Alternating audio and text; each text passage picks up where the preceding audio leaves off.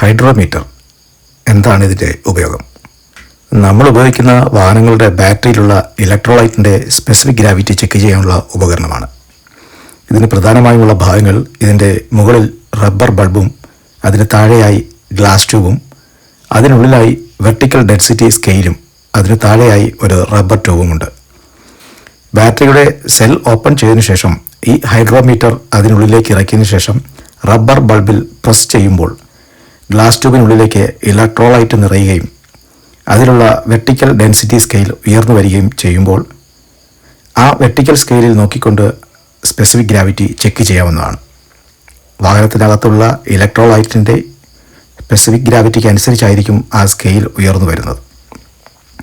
ഉദാഹരണമായി പറഞ്ഞാൽ, ഫുള്ളി ചാർജ്ഡായ ഒരു ബാറ്ററിയിൽ specific gravity climate under below 32 degree സെൽഷ്യസിൽ 1.290യും ക്ലൈമറ്റ് അണ്ടർ എബോവ് 32 ഡിഗ്രി സെൽഷ്യസിൽ 1.230യുമായിരിക്കും.